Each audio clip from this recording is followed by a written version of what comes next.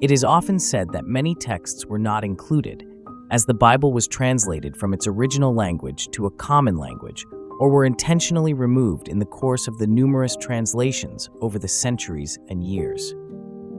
One of these texts is the Testament of Solomon, son of David, who was king in Jerusalem and mastered and controlled all spirits of the air on the earth and under the earth. By the help of these spirits, he built the magnificent temple and all its transcendent works. We shall know the authorities these spirits wield against men, and by what angels they are made powerless. Shall we begin?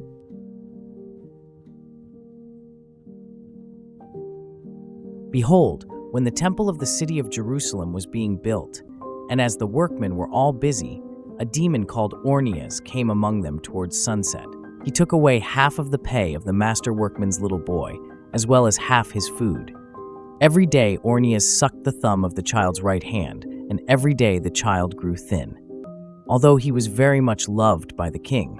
Thus, King Solomon called the boy one day and questioned him, saying, "Do I not love you more than all the artisans who are working in the temple of God? Do I not give you double wages and a double supply of food?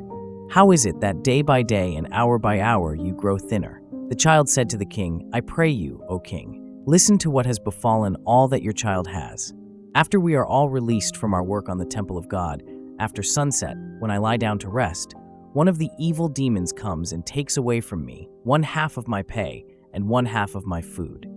Then he also takes hold of my right hand and sucks my thumb, and lo, my soul is oppressed, and so my body waxes thinner every day."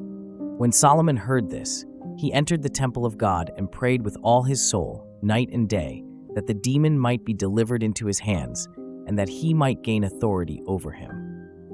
And it came to pass that grace was given to him from the Lord God by Michael, his archangel. Michael brought him a little ring, having a seal consisting of an engraved stone, and said to him, "Take, O Solomon, son of David, the gift which the Lord God has sent you, the highest Sabbath. With it you shall lock up all demons of the earth, male and female, and with their help you shall build up Jerusalem. But you must wear this seal of God, and this engraving of the seal of the ring sent to you is a pentaphor." Solomon glorified the God of heaven and earth, and on the next day he called the boy, and gave him the ring, and said to him, "Take this, and at the hour in which the demon shall come unto you, throw this ring at the chest of the demon, and say to him, in the name of God, come, King Solomon summons you. Then, dear child, do come running to me, without any fear of what you may hear from the demon."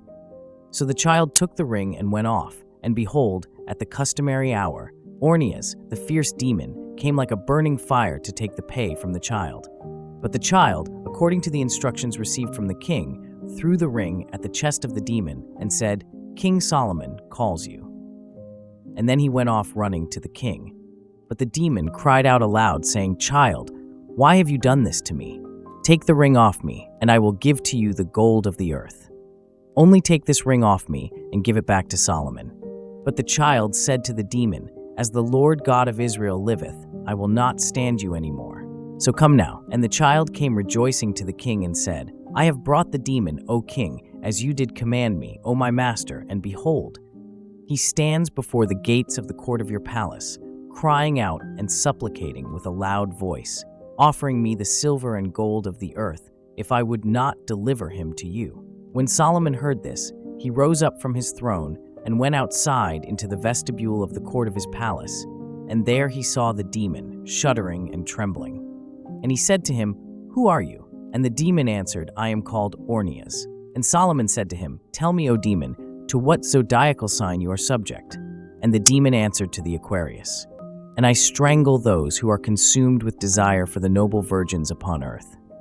But in case there is no disposition to sleep, I am changed into 3 forms. Whenever men come to be enamored of women, I metamorphose myself into a comely female, and I take hold of the men in their sleep and play with them. And after a while, I again take to my wings and fly to the heavenly regions.